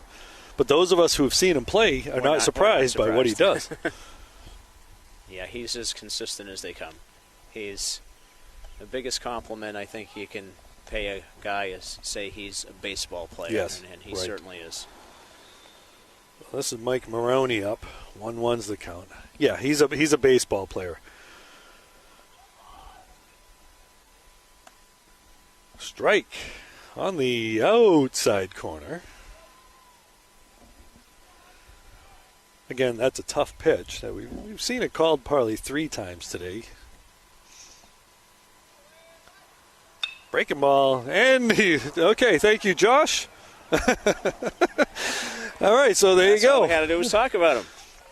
Makes a nice play right there. Gets the throw. Petrosino with the relay, and Staffier with the play at first base. So, as so often happens when you talk about a guy doing a certain kind of thing, he kind of does it for you. So, nice play, short hop, ball hit real hard. Comes up with it, and great turnover there by Logan. Great pick by Josh, great turn by Logan. Yep. And Noah Staffier holding the bag as well on that. Yeah, so. Nice job. So, it's funny how, for people who haven't seen this team, they're like, what are these guys talking about with this kid or whatever? And then now you kind of know when you see it there. So right on cue. Yeah. All right, Zamanda's back out here for the 6th. Bottom of the 6th. Panthers still searching for that first run, and we'd have to say it's the kind of pitching performance that the Danvers faithful have seen and expect. And this is why they're at the top of in the battle for the conference. And again, their number 2 or a 1A pitcher Maroney's been pretty effective out there too. And one of the things we were talking about before we went on air today is the fact that in this conference there are not a lot of Division I baseball teams, right. Peabody and Beverly. So Danvers will, of course, benefit from playing in this league, as all teams will, because the games are so competitive, but will be in the Division II tournament. You're right. And they should have a fairly decent seed. Yeah, I didn't take a peek at the power rankings for Division II, but I would agree with you. I would think they'd be in contention for maybe getting a home game. Brewster with a base hit. Sammy not waiting. Getting right on top of it. Beverly and Danvers could end up with the same record, beat all the same teams. And Danvers will have a higher seed in Division II, and Beverly would be Division I. It's just a weird kind of thing like that. It's one of the things that I've never quite understood. Yeah. I think we have a pinch hitter up here right now. Yep, that's Nick Fox coming in. Senior captain. Yep. Pinch hitting for the DH, Casey Bellew. Yep. What teams end up in what division? I think, from what I understand, it's by school population. Yeah, we had talked a little bit about this. A handful of kids over the dividing line. Yeah, and tell you the truth, I mean, I don't really think they're that much. That's pass ball. I don't think there's much difference in size between Beverly and Danvers, to tell you the truth. And Marblehead's a big school now. Marblehead used to be one of the small schools. Are they Division 2 or 3 even? I'm not sure. I think they're 2 because they've been successful, but they're not that much smaller of a school than Beverly is. I don't think the successful piece matters when they No, that is when they decide. The success part is in the conference. Yeah, right. The divisions there. It doesn't decide. But division 1, 2, 3. That it's largely about the population of the school. But got 2 guys holding the runner over there. It's in there for a strike. I think Marblehead's got over 1,000 kids now, and they used to be one of the kind of smaller schools in the conference, but they've got a fairly large population there now. Fouls that one off. Whereas a school like Gloucester, right? Gloucester's got about 800 kids. And, 15 years ago, they had about 1,200 kids. Right. 2-2 is the count. Yeah, not to say there's not quality programs, no matter what division you're in. I mean, it's just size, right? But one of the disadvantages... Ball outside. Good eye by Fox right there. In Division 1 is the public school, private school. Right, yeah. Where a lot of the private schools are, able to recruit and bring kids in and play a Division 1 schedule. Well, even in some of the, second Division 2 and Division 3. I mean, Austin Prep is one of the top teams in the state right now. Boston Globe, I think, has them as the number 1 team, and they're a Division 3 team. Undefeated, right? Yeah, and St. Mary's is another one. And he struck him out. The fastball. All right, McCafferty coming up with 1 out. Runner on second.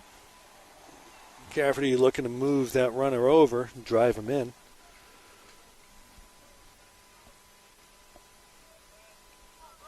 He's got 2 Ks on the day. That's a ball down. Bradley going to look to drive the ball right here. I think he's hoping for a fastball. As we've seen, Zamatis, he'll throw that curveball at any count. Fastball inside. Picks up the inside part of the plate, though. 1-1. Strike. Yep. Nobody warming up, so I think they're just going to run Zamatis out here.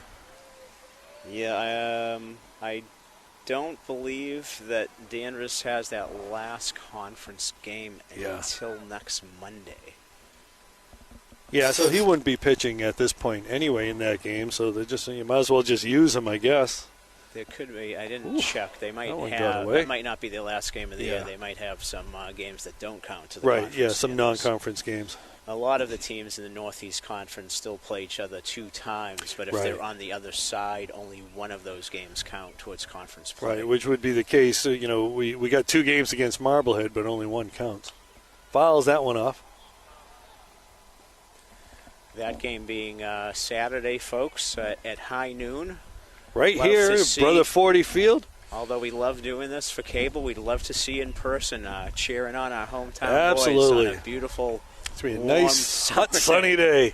Where else would you rather be than down on the campus at BHS to watch a baseball game at noon? And he struck him out. Zamatis not showing any signs of slowing down with that fastball. He is not.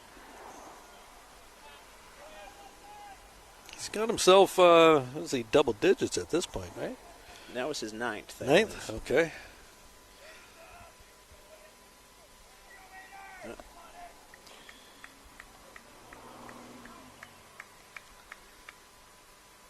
That ball's upstairs. Although his location, he's starting to get upstairs a little bit more.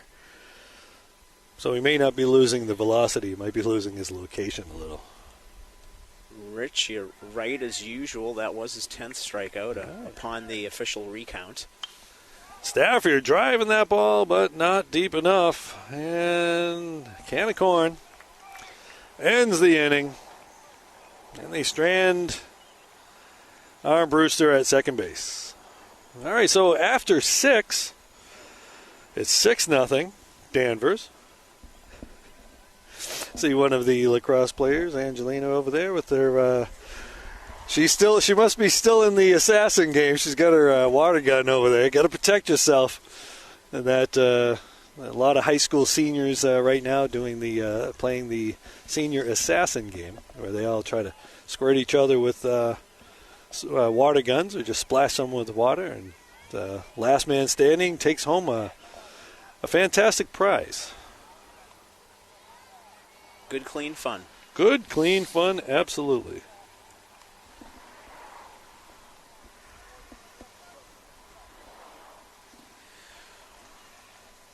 Anthony Mastriani back out to the mound for the 7th inning as he completes his second long relief appearance of the season. pretty much of the week. That was just Saturday, right? That he threw 5 1/3. Anthony Mastriani. He entered there with 1 out in the 4th. All right, so I get Zemaitis, who's walked a couple times, hoping to get a chance to swing the bat now, and reproduce his first inning or second inning triple. Yep, that's right.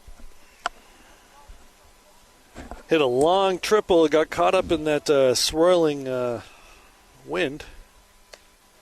Outside for 2. Ball 2. Whoops. Yeah. Yes.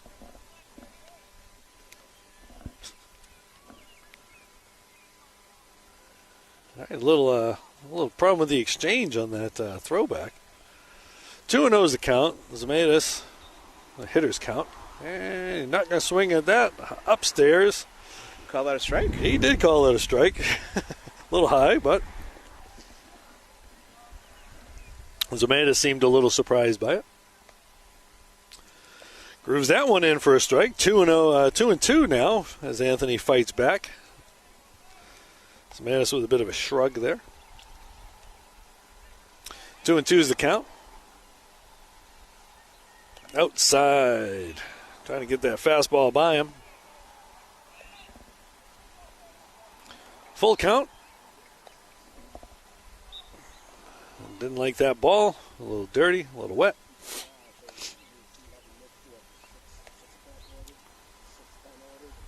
Now, it does seem like they're warming someone up over in the bullpen.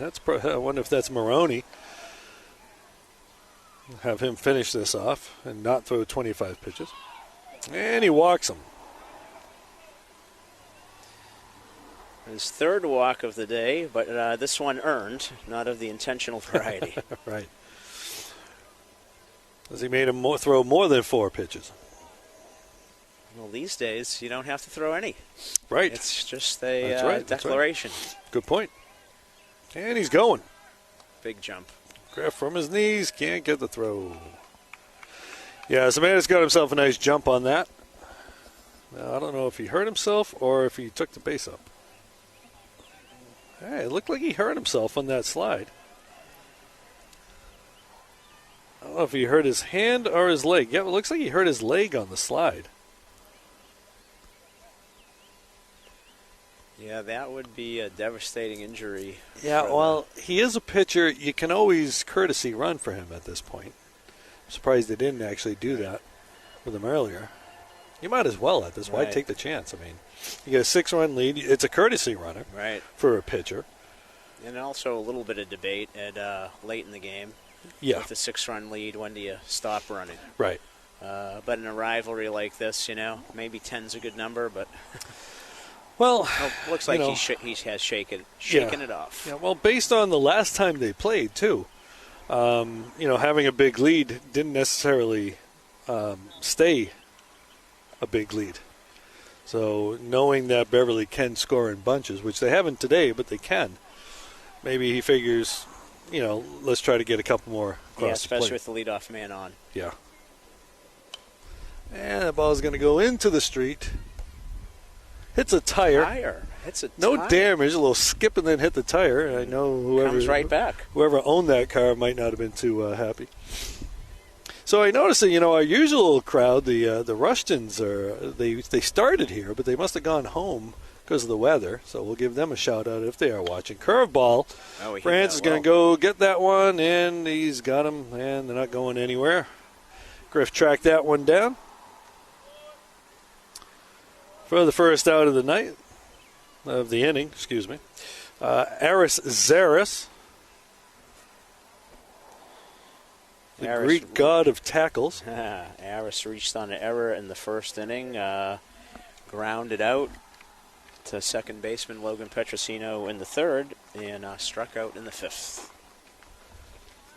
So it looks like the JV game's over. Just waiting for a score from Mike Levine. High fly ball, and Bernard's over there, and they're going to tag on him. He's going to get the third. He's going to get to third on that. The sacrifice fly moved him over.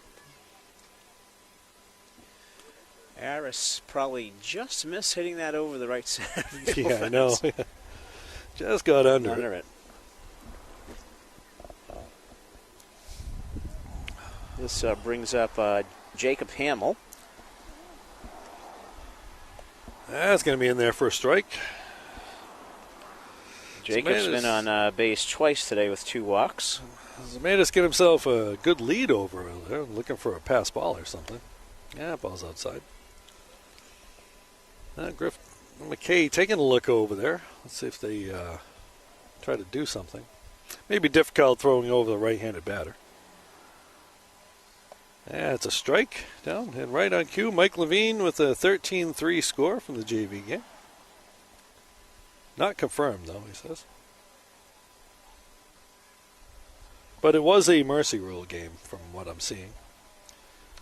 Outside, this Beverly JV team has had quite a few mercy rule games. Well, with 12 seniors graduating today, that'll be the first spot that the coaching staff will be looking for to replenish for next year. Yep. And he struck him out.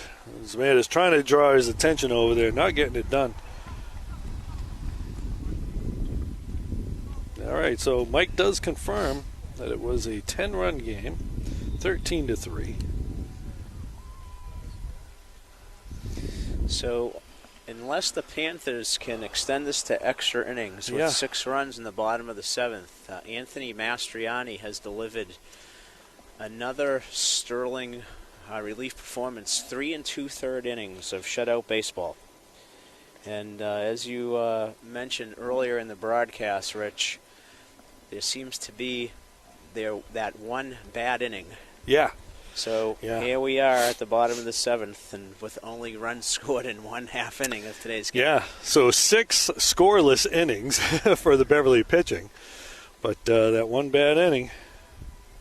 All right, so just finding out, so Mike Levine watching this game, giving me updates on the JV game. He's actually watching the game on YouTube from Minnesota. He's on a business trip right now. So Minnesota, a very fond place for our family. Oh, right, University of Minnesota, right. Golden Gopher graduate.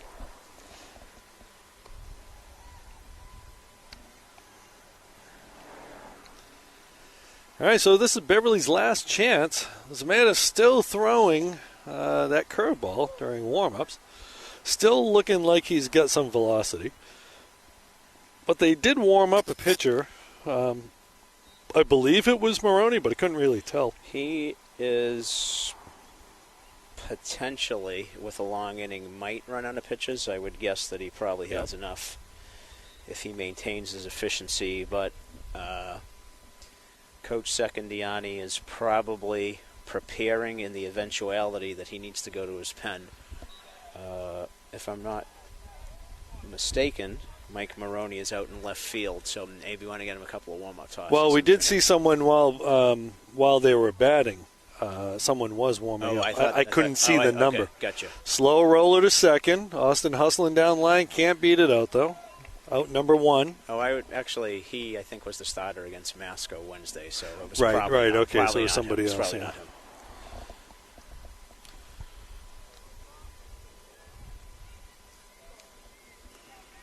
You know, it actually might have been Curran. It looked like it was number 8 or 9 or something over there. So it might have been Curran. A fair-skinned ball player. So that's a swing and a miss there.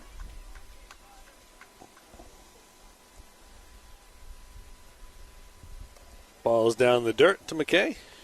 Griff McKay 1 for 2 today. Had a big hit yesterday against Saugus.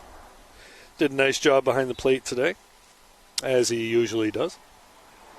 That's a ball. You know, as we've said, between McKay and Staffier getting the bulk of the games behind the plate, McCafferty getting a couple games back there. It's an embarrassment of riches from the catcher's standpoint. So we got 3-0 count to Griff. You know, to a couple of the better defensive catchers in the league, fighting for that playing time behind there.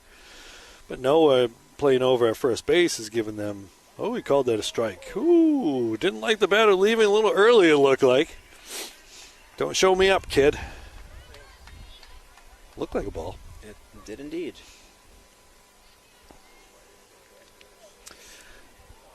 Let's see if Zamatis throws the curveball here or not. Oh, Graff with I thought it was a base hit. Nope. And that's 2 outs.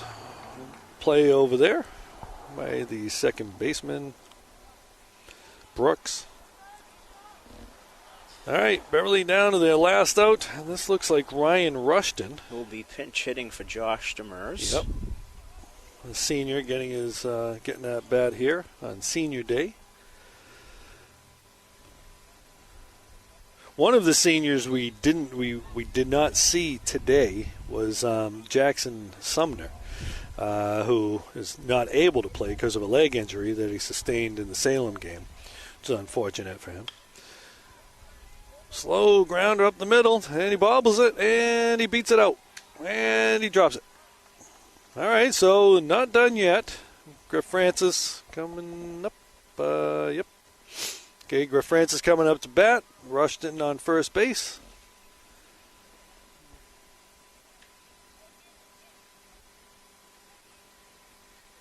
Okay, and they're going to run Connor Francisconi, who pitched a really good game against Salem the other day. He sure did. Speaking of, and I want to give Noah Guanci credit for the game yesterday. He pitched a really good game too.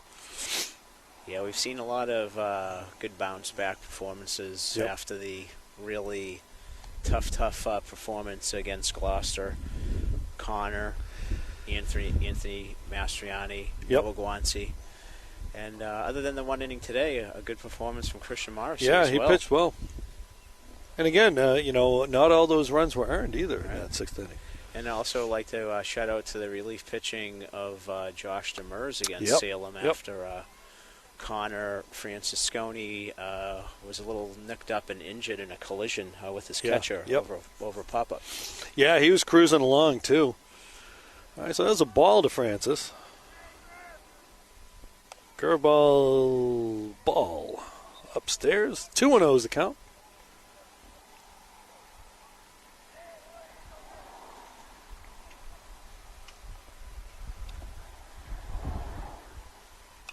Fouls that one off.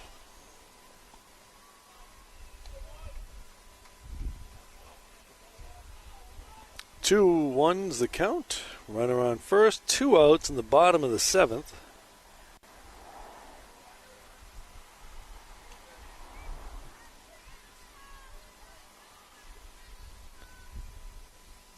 Francis deep drive. Zaris is over there, and he makes the catch. Reaching for it and making the catch. That ball went a little deeper than I thought it was going to go. Right. He did a good job staying with that and made the catch going away. All right, so that's the end of it all, folks. 6-0. Unfortunate way to spend senior day, losing 6-0 to the rival Danvers. So Beverly and Danvers are going to split the season. The run differential is pretty much the same, I think. I think Beverly won 13-7 last time they played them. I think you're right. So, if you do look at a tiebreaker, you really don't. You have to go deeper than that to see what happens if they end up tied. We still don't know how that's going to happen. Beverly still has an opportunity to win this conference outright, but that's going to hurt Beverly a little bit. But they still get a shot at it. Both these teams right up there at the top, though. Yeah, Danvers pulled back one in the loss column today. Yep. So Beverly now with 3 losses and 2 games left. Danvers with 4 losses and 1 game left. So, as you said, I believe one of the 2 wins, either against Marblehead or Swampscott, will give the Panthers a minimum share of it. But we need to win both games against 2 quality opponents coming up. And The next one being Saturday here at home against Marblehead, and the Swampscott game on Monday will also be home here. That's right. So we got 2 home games. Hopefully the weather works for you and you want to come down and watch. Remember, even if you can't, you can always join us on the BevCam Sports Network, channel 22, in Comcast, or on YouTube, BevCam Sports Network. So we're going to wrap it up a little bit right there, Al. Again, Beverly going down 6-0, getting shut out by probably the best pitcher in the conference, Joe Zemaitis, kind of coming as advertised. Right. Certainly one of the top ones, though. I've been very impressed with Brett Moore from Gloucester as well. Yes, so. You're right. Brett probably right now, next to Zemaitis, is probably one of the better pitchers in the conference. A couple of our guys are pretty good too, but those guys, but we don't face our guys, so it's a little tough. So once again, folks, we're going to wrap it up. I'm Rich Francis. I'm Al Visnick. And we'll see you on Saturday from Brother Forte Field at 12 p.m. See you later. Bye-bye.